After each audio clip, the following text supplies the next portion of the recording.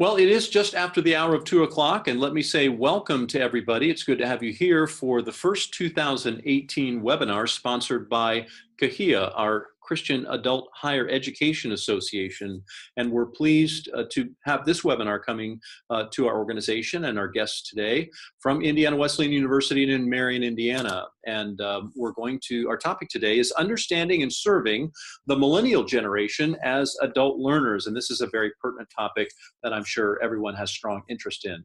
Our guest today is Dr. Ruben Rubio, who is with Indiana Wesleyan's College of Adult and Professional Studies School of Educational Leadership, and he'll be joining us for the session in just a moment.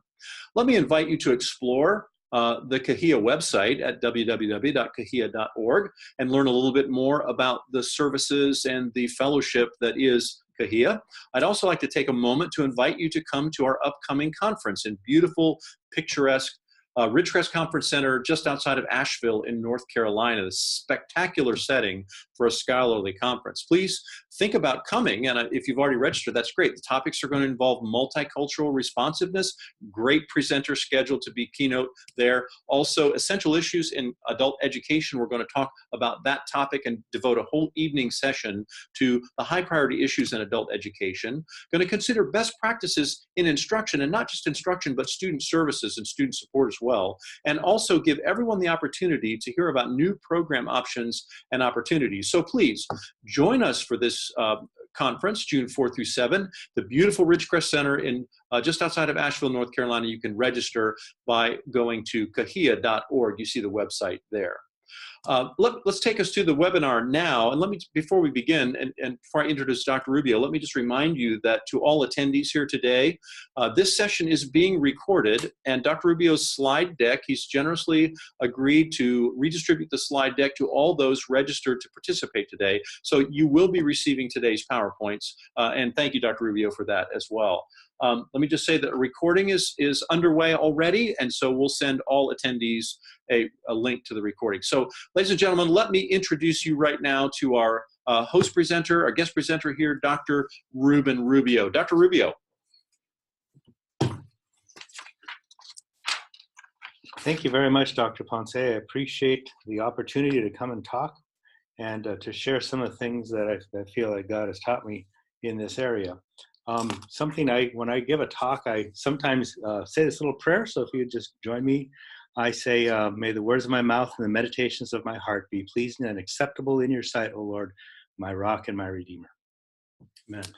Okay, well, in case you're wondering what I really look like, that's what I really look like there, except I like to wear bolo ties, and I couldn't find a Bitmoji, an accessory with a bolo tie, but as I'll talk about a little later, I tend to keep my nose to my ear to the ground on this subject. And so I was reading an article in the Wall Street Journal about a person in a work environment with mostly millennial coworkers who is alarmingly close to my age, who they were sort of mocking him because he didn't know what a Bitmoji was, nor had he created one, nor did he have any inclination to create one. And as soon as I read that, I thought, well, shoot, I better do one, so at least I'm ready for this. So that's the result of my creation there. So like Dr. Ponce said, I'm here at Indiana Wesleyan. I'm Associate Professor of Education in our College of Adult and Professional Studies. And here are some of my greatest qualifications, I guess, for talking on this subject. At the start, I would put dinner and other conversations that I've had with my family. And I've tried to pay a lot of attention to what they have to say, because a lot of the comments, and this goes back to when I was in my teens and 20s, and I talked to my grandparents back in New Mexico about what life was like for them growing up, and tried to internalize as much of that as possible as I've talked to my parents over the years and my mom over the last 10 years. As I've talked with my wife, who we've been married for 33 years this year, as I've talked with my in-laws that I've known that long, including my brothers-in-law, talked to my 7 children and 2 sons-in-laws, who all encompass this age range, ages 16 to 30, the millennial and even the post-millennial or Generation Z, and then a few of my friends and a few of their friends along the way. And I've just tried to pay attention and think about when they've said something, how is it generationally influenced and related? I've been in higher education for over 20 years, all of it, by the way, except for graduate school. I did go to a secular public graduate school, but all my teaching has been in Christian higher education. And I've also been involved in academic study of science education, education and technology, pedagogy, multiculturalism, and of course, integration of faith and learning. And I think that's taught me a few things.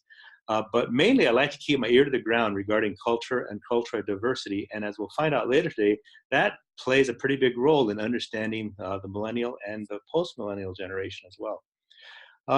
Well, some people would be a little hesitant to think of themselves as prophets, but some of these people really called it when they were looking ahead to what we were seeing nowadays. And one of them was said, within a few years, people, no matter where they are, will be able to call anyone with a portable phone anywhere in the world directly. And that was John Naisbitt and Patricia Aberdeen in Megatrends 2000, written back in 1990.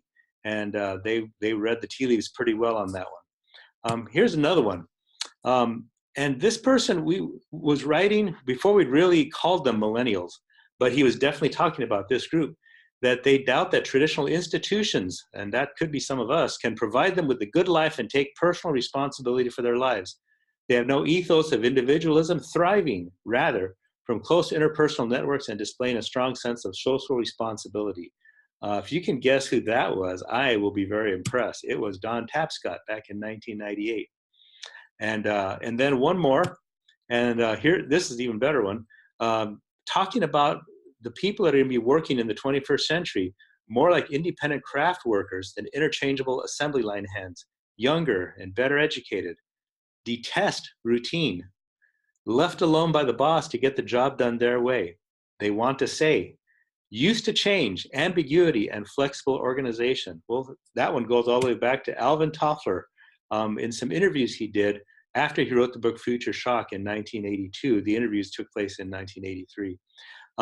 But these people called it. I think they really understood what was coming, and they foresaw it. And if we were paying attention, we wouldn't be bowled over by the generation that we now have before us, the millennial generation, or the ones that are coming onto the scene, and that is Generation Z. So let's think about the definitions. And a lot of these definitions of generations go all over the place. It's good to kind of stick with something that's a bit standardized. So I've been relying on the Pew Research Center, as they've written and released reports on this subject many times in this decade. I've been kind of adopting their definitions because based on when I talk to people, remember those dinner conversations and other conversations, and keep my ear to the ground, I think the definitions make a lot of sense. So we're looking at a generation called post-millennials, sometimes called Generation Z. Over in England, the Brits have referred to them as linksters because they're always linked in with the internet. And that's we haven't really, I don't know if we really can understand the end of that, but they started in 97. And in the United States, they are about 69 million strong and rising just ever so slightly because of immigration. The talk or the group that's sort of the primary focus of this talk, the millennial generation, sometimes known as Generation Y or Generation IY, that's the group that was born between 1981 and 1996. In the United States, 71 million strong and, surprisingly, rising ever so slightly because of immigration, and poised to be the largest generation just a few years when a few baby boomers die off. Generation X is right before them, the range from 1965 to 1980, a group of about 66 million and falling ever so slightly, just past the plateau. And then we have baby boomers, and that's pretty much where I land, although I'm kind of at the tail end of that group. That's the years 1946 to 1964. That historically has been the largest generation, and it's probably gotten the most attention as a generation. I think we really discovered, I feel, in the popular press, the term generation when we looked at the baby boomers. I think there was awareness before then. It probably coincides with the nationalization of news and especially of culture, and that probably has helped define this generation perhaps and put under a microscope more than any others. The baby boomers, 74 million and falling every day. And then finally, we have the generation that my mother is in, the silent generation, 1928 to 1945. They were born just before and during World War II. They encompass 27 million in the United States, and their numbers, unfortunately, are dropping like a rock. And with that, a lot of wonderful experience, shared memory, understanding, historical remembrance. And I would encourage you, if you have any of these folks anywhere near you, that you talk to them and find out what it was like for them. Because once they go away, then the baby boomers are at the top of the totem pole. And then every generation gets its turn to be the ones that carry on and pass things on to the next group. So that's my encouragement to you. If you wanted a takeaway, there's one. So establishing who the generations are. So I'm guessing that we're all here for various and sundry reasons, but mainly they have to do with understanding this new group of workers, colleagues, maybe students, maybe kids or older kids that we have, and or friends, and trying to understand more about them. And I think, when Dr. Ponce and I were talking about the title for this, and we wanted to use the words understanding and serving, because that's really where our impetus is. It's to understand in order to serve, not to understand just for our heads to get bigger, not to understand so that we can take advantage, not to understand so we can criticize, to understand so we can serve. And so that's kind of where I'm coming from. And it's interesting. In a minute, I'll show you a quote that I think we've probably all heard, no matter what age you are. Okay, so where do these millennials come from?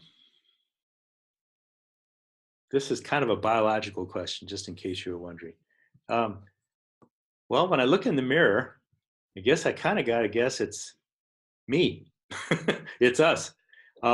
Those of us who are actively parenting or maybe parenting adults at this point, we're the ones that really created them. And when I say created, I'm not really just talking about biology, but in every sense of the word, we helped shape the environment that they grew up in.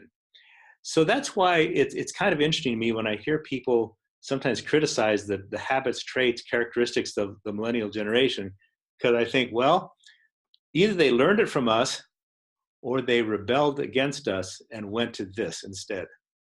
And either way, if I'm going to criticize that, I probably am putting myself in a rightful target for self-criticism, because I might have, if they're doing something that rubs me the wrong way, I might have some role in that, and I need to own that.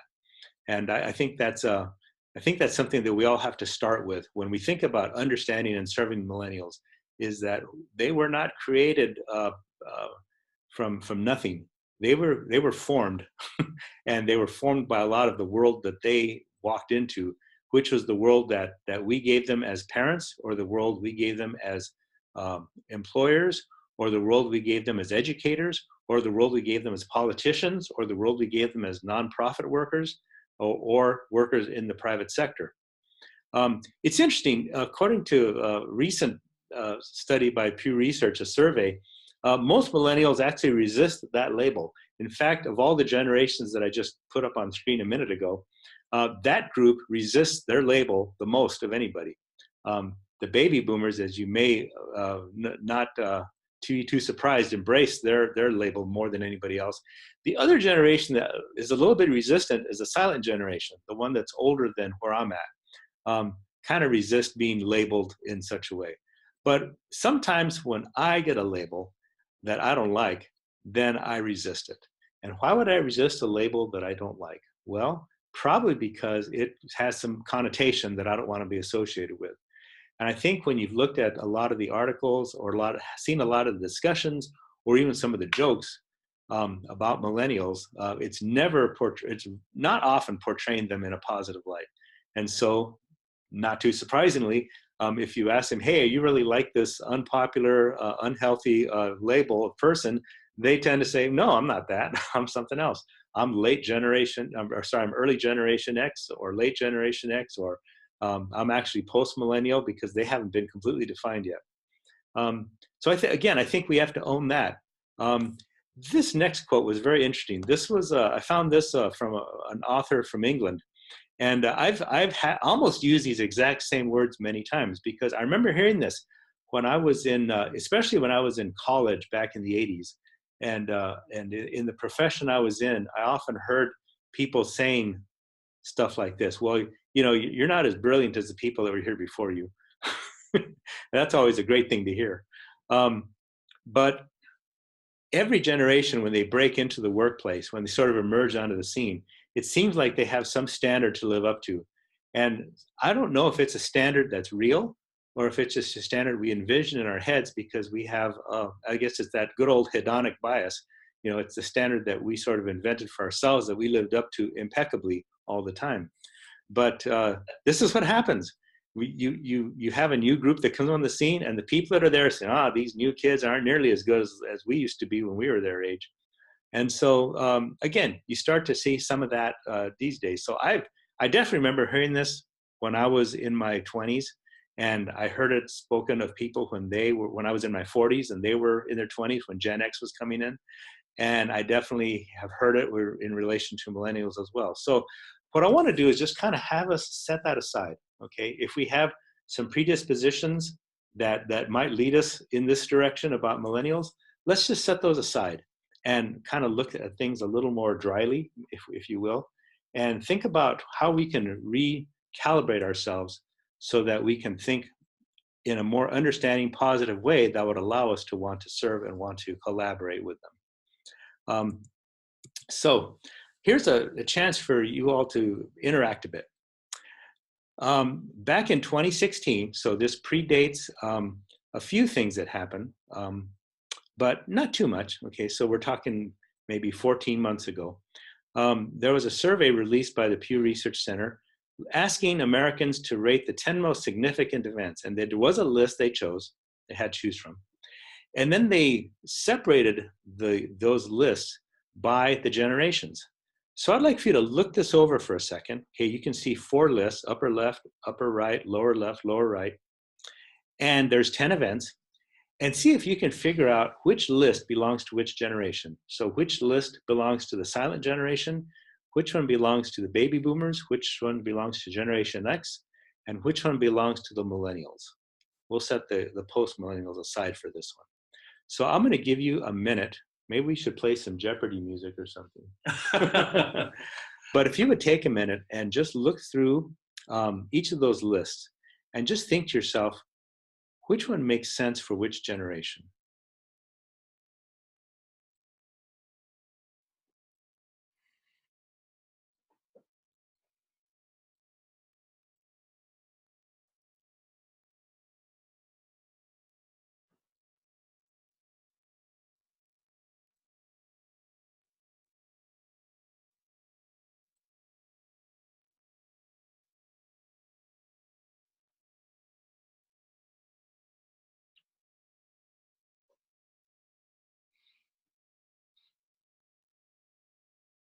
Okay, I'll give you about 15 more seconds.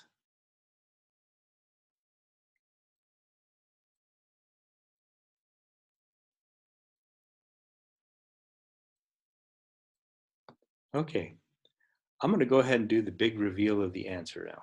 Okay, so maybe if you want to remember which list is yours, look at the September 11th percentage to remember which list corresponded to which, because this will shift positions once I hit the next screen. Okay, here we go. Let's see how accurate you were. So the millennials were fairly uniform about September 11th being an important historic moment. If you were to compare the millennial, the top left, to the silent generation, bottom right, you'd see there's maybe just a couple of things that are similar, but there's an awful lot of stuff that's different. And you can look at it and say, oh yeah, there's historical events on the silent generation list that aren't really represented on the millennial generation list. On the other hand, there's some fairly contemporary events in the millennial list that maybe the silent generation didn't see as that important. And you can play a similar game going to the upper right with the Gen X and the lower left with the baby boomers. This kind of underscores the fact that a lot of what influences us and shapes us is what goes on in the world. And you can think of this as some of the things that define and shape a generation. And with that in mind, if you look at the millennial generation and you look at their list, there's a lot of agreement at the very top, and then there's a lot of plurality after that, probably more plurality than anybody else's list. Everybody else's list, you see there's a fair amount of agreement at the top, but even in those first few slots. But in the millennial, there's lot less agreement after that first couple of slots. And I think that says a little bit something about that generation, in that they choose things differently, and they like to choose things differently. They think differently. Also, there hasn't been a sort of a national conversation. The silent generation listened to radio when they were growing up. The baby boomers had the three TV stations, and then PBS came along a little later. Generation X got a bit of cable, and so they had a little more plurality. But the millennials were able to pick their sources of entertainment, news, etc., from just about anywhere. And I sometimes wonder if this list doesn't indicate that as well, beyond just the historical events. So that's a characteristic right there of the millennial generation. That's something to keep in mind, is they have been used to a lot of choice, and they like that choice. And the more times they get that choice, I think the more comfortable they are in the environment. They're not necessarily looking to have things given to them or laid out for them. But they can recognize the obvious. And they did recognize September 11th as sort of a key event, and the election of President Obama as a key event in American history. So, okay, so let's look at this next one, and this will be interesting. If you are not hooked in with Spanish, by the way, what I'm kind of hinting at in the upper right, oh yeah, would be Dr. Ponce. If I were to hit you in the shoulder and say, oh yeah, I'd say, listen up, kind of get your attention. It wouldn't mean I'm looking for a fight. It just means, yeah, okay, listen up. Here it is. So take a look at some of these sentences. Some of them are headlines. Some of them are taken from studies. Some of them is me sort of hinting at a characteristic of the millennial generation. And they don't always see things linearly or in straight lines. So, just wondering, Dr. Ponce, why don't you pick one and let's talk about it? Okay. I'd like to pick the Super Bowl TV ads highlight student debt. Did you notice that? Did you watch the Super Bowl? I must say I did. Okay. Did you notice the ads? I recall the ad. That's why I was surprised to see that there. Yeah. You know, one of the things, and this is part of it, some of the dinner conversation and some of the ear to the ground, but student debt and just the increase in student debt is something that the millennial generation has faced. When I was in college, oh gosh, I hate to admit this. Please forgive me for saying this. My freshman year, when I started at the University of New Mexico in 1979, my tuition was about $280 a semester. 280.00. I think by the time I finished, it had risen to the astronomical level of about $650. The amount of money that millennials are paying for tuition now far outstrips that. And it has left a mark on that generation, because as they struggle to pay that debt off, they can't enjoy some of the things they want to enjoy. If you look at the bottom left, it says millennials hope to reach life milestones by the same age as other generations. They sometimes can't for financial reasons because they're paying off that debt. And so I thought it was telling that a Super Bowl ad, which, you know, is one of those cultural moments, you know, if you, beyond just the football, if you want to know what's occupying the nation, Super Bowl ads is a great time to take that pulse. And I thought it was very interesting that there was ads about student debt and how to manage and pay it down. I'd never seen that before, but it was recognition that we have an audience that has that trouble and needs some help in that area, and that's why you saw the ads. Again, that's something that it touches this generation in a way that we don't always appreciate when we had to pay hundreds of dollars to get a full-time education back in the day. And it's probably something I'll never appreciate. But when I talk to my children and I see that 2 years, 5 years after they've graduated, they're still managing debt, still thinking ahead a few more years beyond that of how they're going to manage debt. And actually, because of my position in Christian higher education, as some of you may be familiar, they got some break on the tuition. they're still paying some debt because of just things like living in the dorms or taking the meal plan or some of the other things, books, that sort of thing. It's different. When I graduated, I was free and clear, but I didn't have that much to worry about either. So that touches this generation and something we have to be sensitive to. You want to pick another one, Dr. Ponce? Sure, I absolutely would. And as a matter of fact, I'm really drawn to the one that really is right next to it. The one that says, "Why should we do this?" Okay, that's good. Because, and this was something that one of our prophets that I threw in the prophecy screen earlier kind of alluded to. And that is, millennials don't necessarily have the automatic, I'll do whatever you say because you're older than me, have a higher role than me, maybe have more degrees than me. Therefore, whatever you say is probably smarter than anything I do.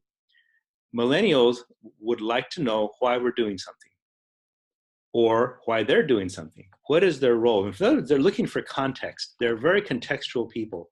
And you'll hear that word context a bit more in this talk. But they really require that context. And it's not just a matter of being stubborn. It's not just a matter of, I'm rebellious and I'm not going to do it unless you convince me that I need to do it. It's really more a matter of, I want to buy into this. And in order to buy into this, I need to understand why we're doing it. Because if I understand why we're doing this, I'm going to throw everything I have into this.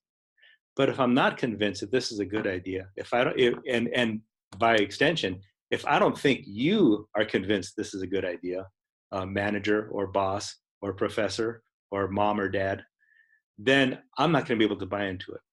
It's a characteristic of the generation. They have a healthy skepticism. They've been able to look things up. Whenever you've stated something in your parental or professorial or administerial wisdom, they can look it up and fact check it. And they're used to the media doing that. So you can't give them a lot of baloney. You have to give them the straight scoop and really let them buy into what's happening. I'm going to pick the next one, if that's okay. Go for it. And that's the one on the top left. Their fascination with technology was our idea. Because that's one of the hallmarks, I think, that we've identified of the millennial generation is that they really love their technology. Well, truth be known, we kind of foisted it on them. Back in the mid-90s, when the government went whole hog into investing in technology in schools, started establishing the e-infrastructure, e-rating, started putting technology into the schools. The millennial generation was sort of in their teen years, and they were a lot of times the initial point of arrival for technology. Middle school and high school is where all that technology started off at. And the big thing we were talking about then was we need to prepare them for the workforce, where technology plays a big role. So that's what happened. And then they ran with it, but they ran with it in a way that we didn't expect. They kind of made it their own. They said, you'd like for us to use technology that's a bit dry and boring. You gave us PowerPoint and Excel, but we're going to jazz it up. We're going to be generative in our learning, and we're going to try to do different things and interesting things. And you can, if you ever look, by the way, at PowerPoint and Excel, they look nothing like they did when Microsoft first released them, because Microsoft had to adapt both. And media and connectivity are probably the two biggest ways they adapted them. But millennials sort of invented and jumped on the social media bandwagon. In fact, it's kind of funny. I saw two videos this week. Or one of them was in the Wall Street Journal, and it was Mark Zuckerberg before Congress. And it made it look like Mark Zuckerberg was unsure of himself and made you want to cheer for Congress, both sides of the aisle. Then I saw a YouTube video of Mark Zuckerberg before Congress. And this one made Mark Zuckerberg sound like one of the Avengers, and Congress sound like a bunch of idiots in the questions they were asking him. And it was the perspective. It was the perspective. But Mark Zuckerberg stands with the millennial generation, and social media is one of the hallmarks. And sometimes we forget, when we complain about how addicted they are to this, that, or the other thing, we forget that we started them on that path. We, who were school administrators, brought the technology into schools in the mid-90s. We who are parents bought them computers and helped them to understand, and then later bought them smartphones. So their fascination with technology was truly our idea. Well, I want you to kind of remember this slide. If you want to come back and talk about any of the others when we do the question and answer, you're welcome to do that. But we're going to go ahead and move on.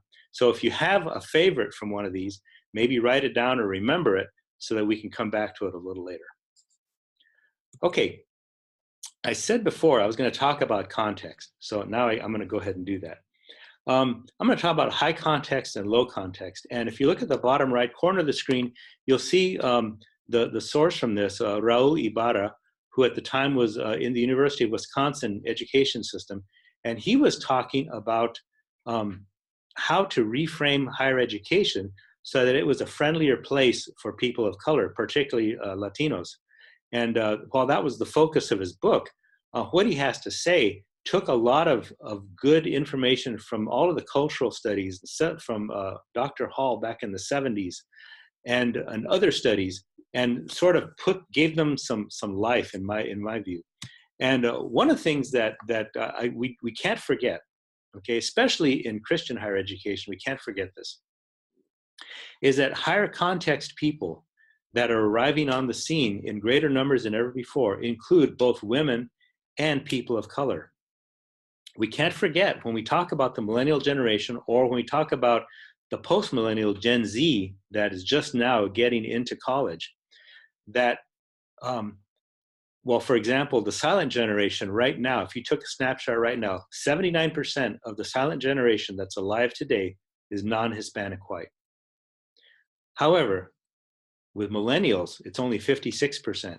And maybe when I look around here in the cornfields of Indiana, I don't see the 56%. I see something more in the 66 or 65%. But when you're in the cities, you might not see the 56. You might see more the 40 or the 45.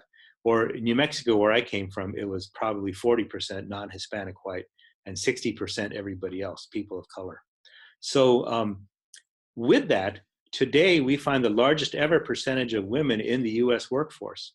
And so with both of those groups that have not always been represented in the workplace, it means that the workplace may need to change to what drives and motivates and allows those people to work in the way that is most comfortable for them, to be as productive as possible and to be satisfied with what they do. So here's some of the areas that Ibarra kind of outlines, again, building on some of that earlier research. But for example, in interaction, here are some words to think about when you want to contemplate millennials in the workplace.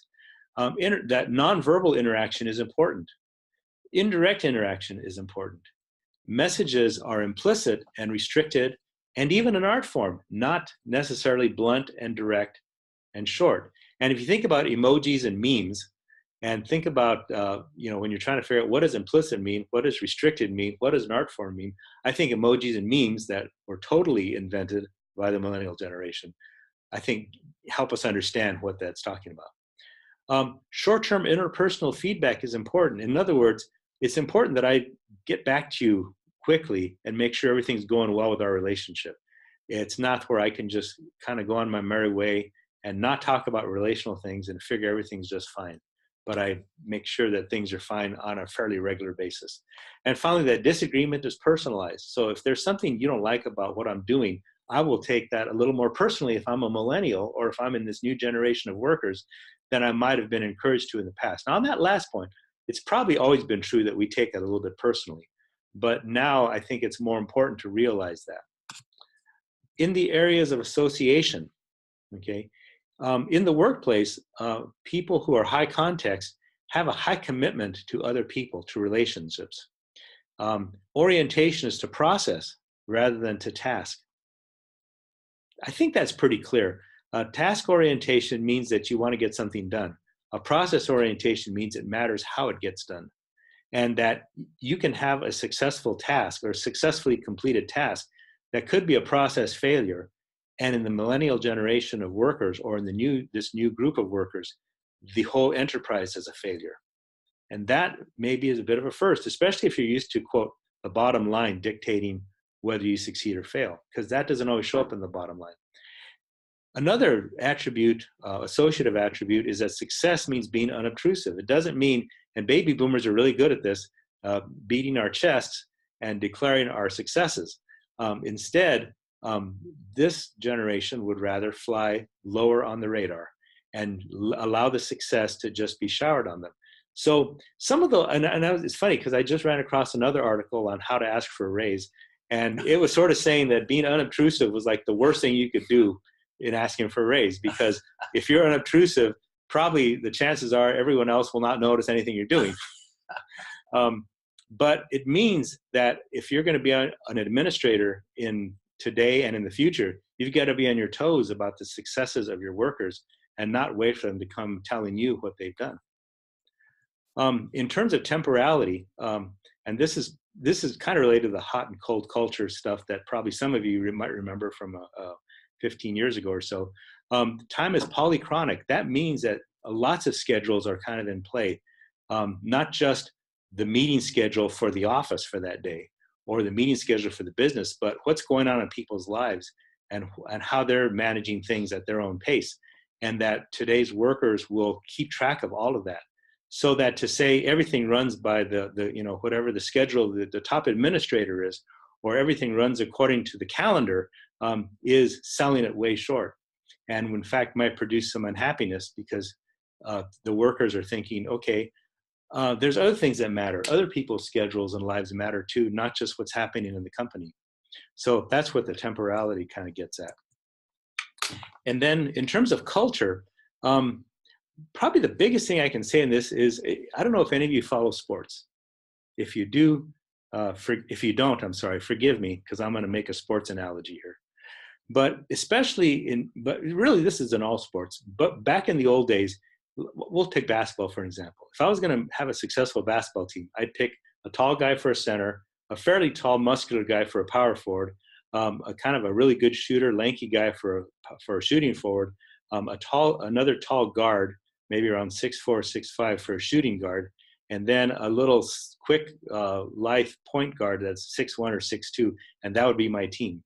But if you look in sports nowadays, and if you looked at the March Madness, if any of you were paying attention earlier this month, the teams that are successful now have interchangeable parts, and they have people that can play multiple roles, and they don't have that specialization.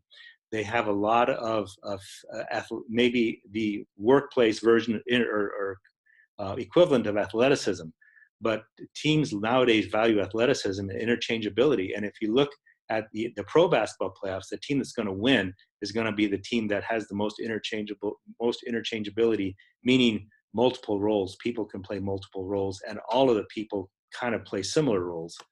And that's how the workforce is too. So the opposite of that would be the team approach, where I've got my person that does this, I got my person that does this, and I got my person that does this. That approach has worked for many years, and it's something we're familiar with. But in the millennial generation and going forward, I think that adaptability and interchangeability is going to be even more critical. So this is probably the one slide to kind of remember when I'm thinking, how am I going to minister? How am I going to serve? How am I going to relate to people from the millennial generation in the workplace, to keep some of these things in mind, because they represent quite a shift from where we've been. And they may not be comfortable shifts for some people that have been used to doing things this way, but they're inevitable, if you want to put it that way. Okay, finally, I'm going to throw a few random thoughts at you. First of all, I would suggest that you watch the video Stressed Out. This is on YouTube, and it's by the group called 21 Pilots. And why would I recommend that, Doc? Have you seen that, Dr. No, I have not. As a matter of fact, I've not. Okay. Well, let me tell you, I know you're a music aficionado. I am indeed. And he's a great musician, by the way. I've played with him. And so is Dr. Ruby on this. Anyway, 21 Pilots, and the album Blurry Face, and the video Stressed Out and the song Stressed Out is probably the most popular song on the album Blurry Face. Actually, it set a record. It's the only album ever in the history of the RIAA where every track has gone gold. How about that? That means, because we track that now, right? Before it was just the album, and if you bought the entire album to listen to one or two songs, we never did that, of course. That's right. But some of you might have done that. You know? But nowadays, you select songs individually. So they can track the playing of songs as well as the playing of albums. And they can track the selection of songs, not just the selection of albums. So that entire album, Blurry Face, and in particular that top song, Stressed Out, even though it's been out maybe 4 years, 5 years, continues to be very popular. And I think the reason it does, it speaks for this generation. And that's why I'm suggesting you take a look at it. Even if 21 Pilots is not your thing, even if you need help going to YouTube to find it, ask a millennial to maybe watch it with them and ask, who is Blurry Face? Okay, another thing to think about, the concept of a millennial generation is not just an American phenomenon. Again, remember, I keep my ear to the ground. It's in the papers in different countries in Europe, in Latin America, and heaven forbid, even in China. Yes. So there's something different. And I don't know I'm not good enough to speculate on this.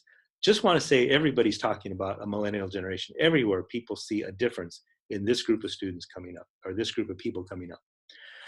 Baby boomers are retiring, and there still has never been a Gen X president. So that generation behind me, that's 1965 to 1980, no president. We'll see what happens in 2020. Huh?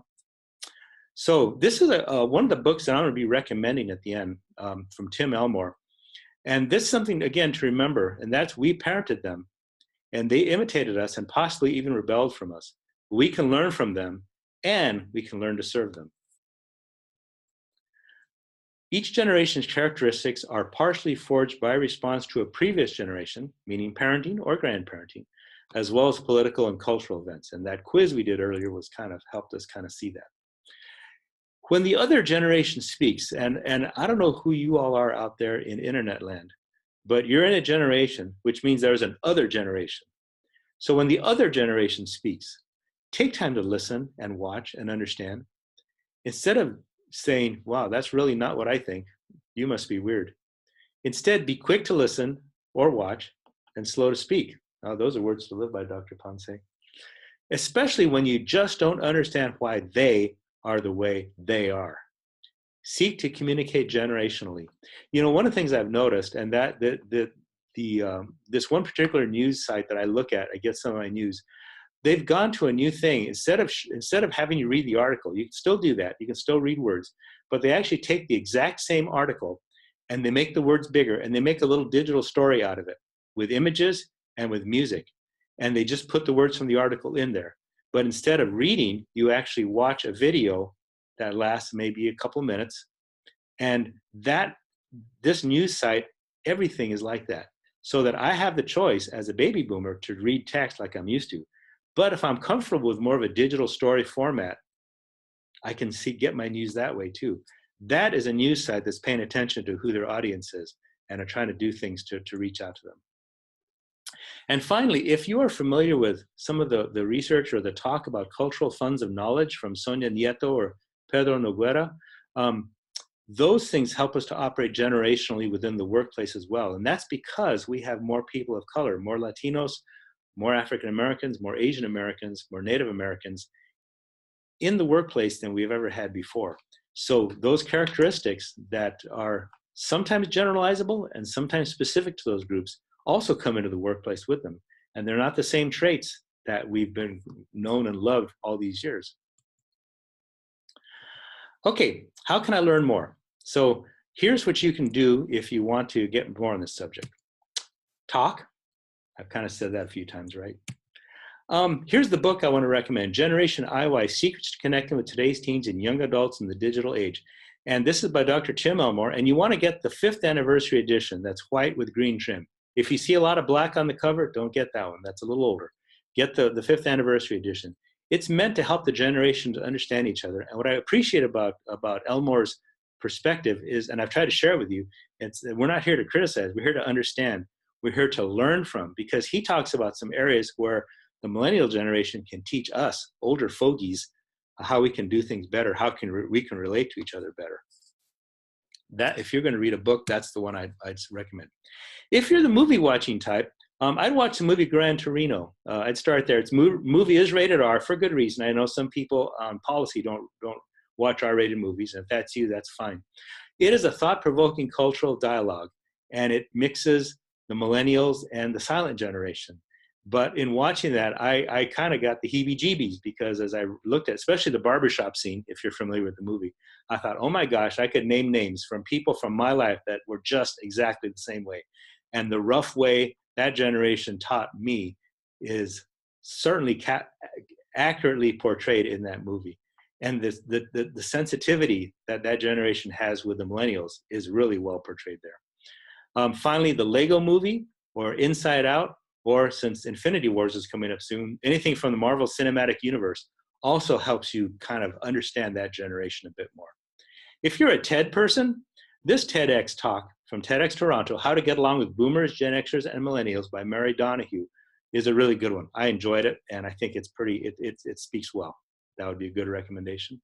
If you're the type who reads stuff online, I'd say subscribe to the Pew Research Center and get their updates, because they do a reasonable amount of surveys on generations, and their research is well done, I think. And finally, you could also make a cartoon Bitmoji of yourself and share it with a millennial or a Gen Z. In fact, I shared it with my daughter, and she told me I could darken my hair, Dr. Ponce. She said I would. So I went back and redid it and darkened my hair. So we'll stop there and see if anybody has any questions. Okay.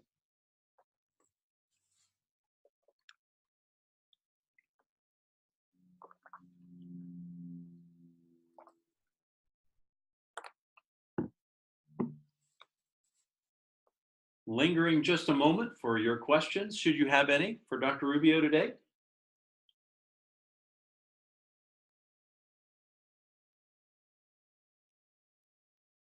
I think we may have covered our topic. This is one of my hidden talents, is I explain things so well that no one has questions to ask. It's just remarkable, actually. Yes, it could be that it's Friday afternoon in the middle of the afternoon as well, and we understand what that means for everybody in academia. Well, in that case, let's try this. I've got a video to watch, okay? Because hey, we're talking about millennials, right? So I'm gonna have to go through some manipulations to get this. So bear with me as you see the blank screen, and then click of the mouse down to the dock, over to the left, over to Safari, enlarge the screen. We're all still there. And let's watch this together, shall we?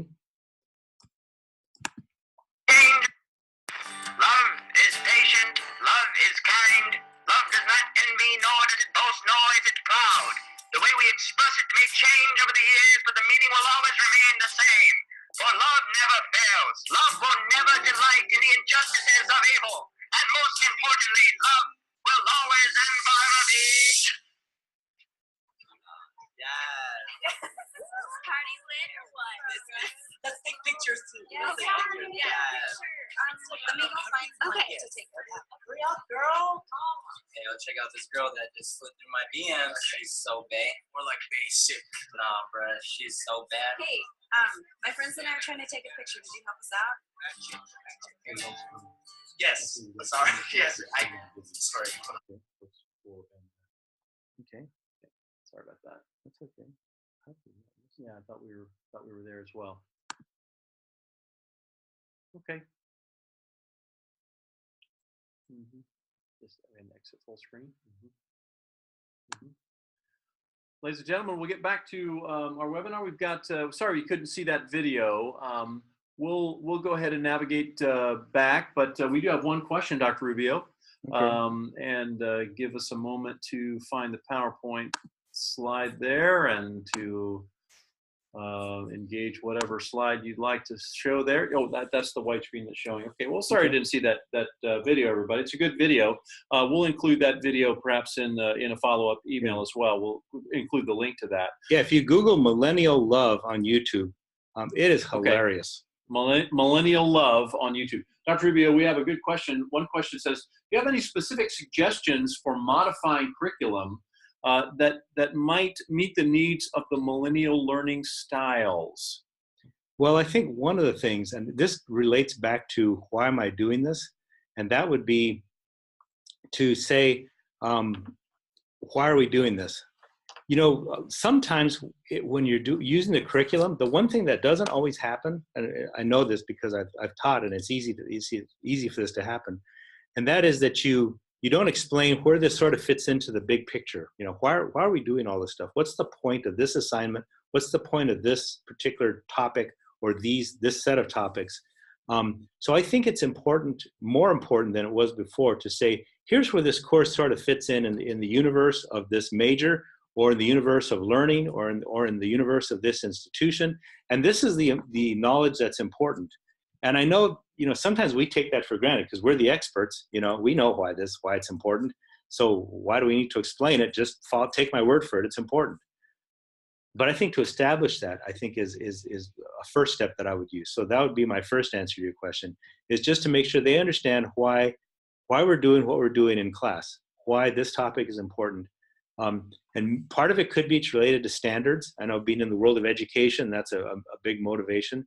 But why is it related to standards? It's because the profession has decided that this is a best practice, or this is a key understanding. And in order to do properly, to be a proper educator, you need to be able to not only have this understanding, but demonstrate it in the classroom. So there might be a comparable explanation for you. The second thing I would do, and it's not a curriculum design question, it's more of a relational question, and that is to be as relational as possible within the curriculum. And sometimes, you know, the professor, the instructor can be relational, but sometimes the curriculum can be relational too. Like, for example, I just finished writing a physics course, and one of the things I try to do is to admit when some things were difficult, or when some things required a certain type of knowledge. In other words, it's almost like pedagogical content knowledge. It's maybe a pedagogical effective knowledge. I'm anticipating how their affect is, what their motivation is at certain points in the curriculum, and I'm writing something that addresses that very directly to show them, yes, this is hard. I know this is hard. So if you can do just this part of it, you'll have mastered what's really important, rather than kill yourself doing the whole thing. Excellent. We have another question, Dr. Rubio. It's from Frank Marco. He's asking, there seems to be mixed messages on whether or not millennials like or appreciate digital learning assets in their curriculum. Some are suggesting they prefer paper books rather than ebooks, and that they prefer interpersonal interaction over online education. Is there anything conclusive you've heard about that, the millennial preferences in terms of using the convenience of online education, or will there be a trend to revisiting perhaps a need for on-site education to serve the millennial generation? Well, again, I got two on that one also, Dr. Ponce. The first one, and this is something I think that's been understood. I'm trying to think who wrote High Tech, High Touch. It was one of the people I had up earlier. I just remember if it was Naisbitt. It was Naisbitt. Okay. Right. And that is that to the extent that the technology kind of helps with relationship, that's something that the millennial generation in particular will find more attractive. So first of all, to equate all technology the same is probably something we don't want to jump into. So any course technology or learning technology that promotes collaboration or relationship building is probably the one to zero in on the most. And then the flip side of that is, if there's something that's not really doing much for a student, in other words, they can accomplish with a book or with a piece of paper the same thing they can accomplish with something electronic, then I think the book or the paper is not, it's not too surprising they prefer that. Okay, interesting. That probably gets to this next question. This person says, do you recommend trying to integrate social media in some other aspect of our curriculum? It sort of seems to follow the trend that maybe a lot of our learning management systems are beginning to look more like social media than ever before. Yeah, since we just changed our learning platform here, Dr. Ponce, we both know that we've seen some of those additions. And yes, I think that's absolutely true. But I wouldn't also discount the role of the instructor as well. I think, looking for an instructor to reach out interpersonally, even online, I think is really important. Doing it face-to-face is kind of a no-brainer. Everybody understands that. But if you can also do that online, with or without the social media, I think the social media helps. Again, if it facilitates that relational aspect, it's going to be adopted. But I think even if you can't quite pull it off in the way you can. If you're not savvy with Facebook, or you're not savvy with Snapchat, or you're not savvy with Instagram, or you're not savvy with Twitter, and you can stick with email, then reach out via email or reach out via text messages. Actually, students like text messages. They don't mind getting those. And sometimes I may feel like, geez, I'm barging into somebody's telephone. I'm really being, obtrusive. They don't mind that. So if you can learn even the things that appeal to them and you can manage it yourself, I'd say use it. Excellent. Excellent. Okay. So again, Millennial Love, if you want to Google that video and check it out, I'd appreciate it. Otherwise, say adios. It's been good spending this hour with you. And Dr. Ponce, thank you again for inviting me. I really appreciate being able to do this. Thank you. Thank you. Let me just say to everybody here today, thank you for being here for our first of what we hope are several CAHIA events. And we just really encourage you to hit CAHIA.org and consider attending our June 4 through 7 conference in the beautiful mountains of North Carolina, just outside of Asheville at the Ridgecrest Learning Center. You want to make sure that you're there. Visit the website, learn a little bit more about how you can connect, how you can be a part of the ongoing conversation about about best practices in adult higher education from a Christian viewpoint. And thank you, Dr. Rubio, for your good service today. And we wish you well. God bless you all.